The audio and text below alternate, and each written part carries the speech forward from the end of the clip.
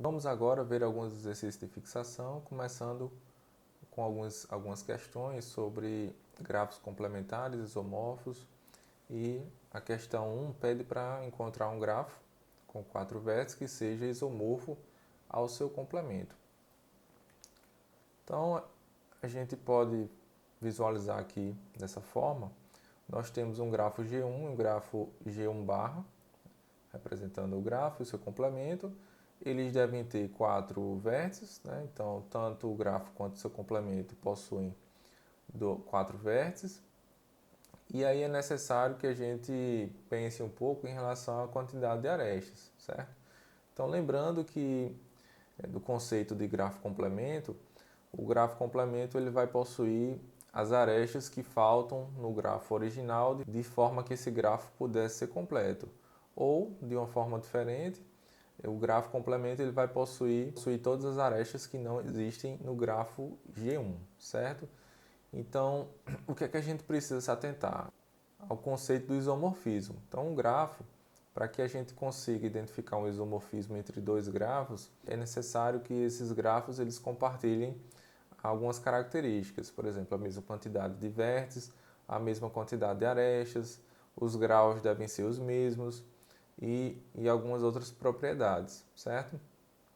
Então, para esse exemplo, como temos um grafo pequeno, então, dado aquele conhecimento que a gente já sabe da quantidade máxima de arestas em um grafo simples, que vai ser representado pela quantidade de arestas do grafo completo, contendo essa quantidade de vértices, podemos ver que para um grafo com 4 vértices, a quantidade máxima de arestas vai ser 6. Né?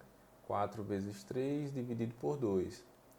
E com base nisso, para que a quantidade de arestas no grafo 1 seja a mesma quantidade de arestas no grafo complemento, é necessário que, por exemplo, no grafo G1 existam 3 arestas, né? Exatamente a metade. Então, por quê? Porque se existir 3 arestas em G1, em G1 barra também vai existir 3 arestas, visto que G1 barra contém o 6 menos a quantidade de arestas em G1. Então, a única possibilidade de haver a mesma quantidade de arestas em G1 e G1 barra é se eles possuírem a metade da quantidade máxima de arestas em um grafo completo. Então, podemos atribuir aqui algumas arestas, certo? Podemos pensar uma aresta entre 1 e 3, uma aresta entre 1 e 4 e uma aresta entre 1 e 2. E aí, pela definição do grafo complemento, nós temos que está faltando aqui uma aresta entre 2 e 3, então ela deve estar no complemento, uma aresta entre 2 e 4 e uma aresta entre 4 e 1, certo? Então, com base nisso, nós temos aqui dois grafos, G1 e G1 barra. Ambos possuem a metade da quantidade máxima de arestas para um grafo simples, com 4 vértices.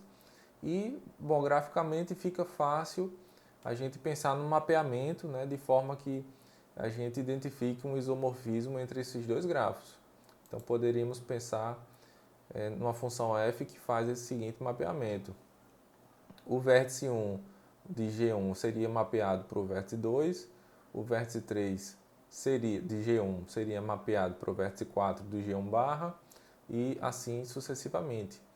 Então, com isso, a gente mostra um exemplo de um grafo que ele é autocomplementar com 4 vértices, certo? E podemos pensar também em um grafo contendo 5 vértices.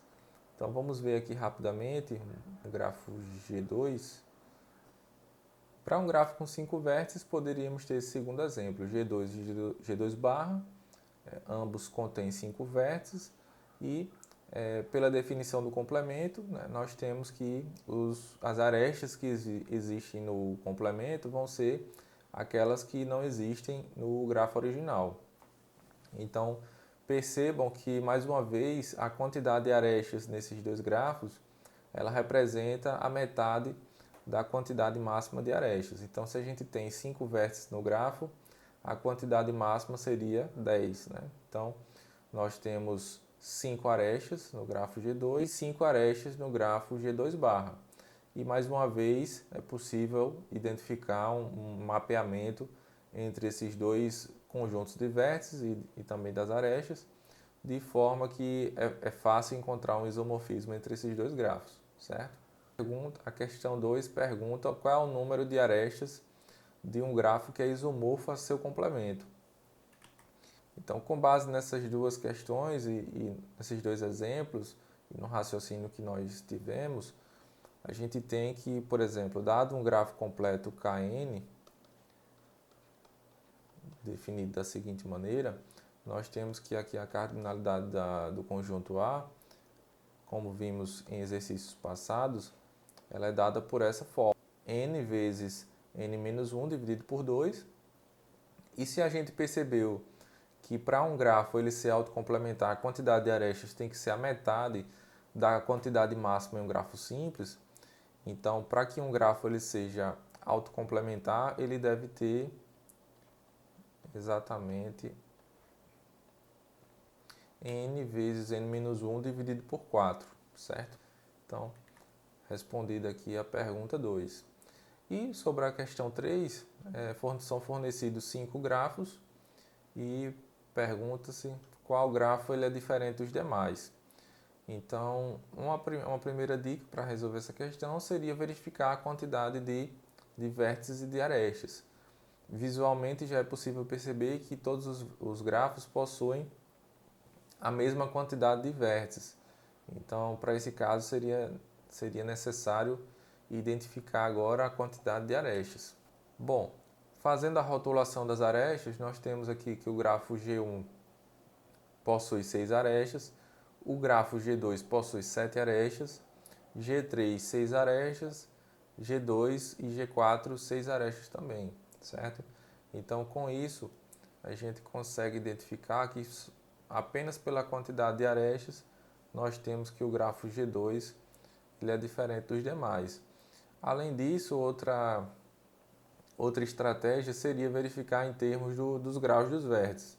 Então, por exemplo, para G1 existem 3 vértices com grau 2 e nós temos que os vértices 3 e 5 eles possuem grau 3, certo?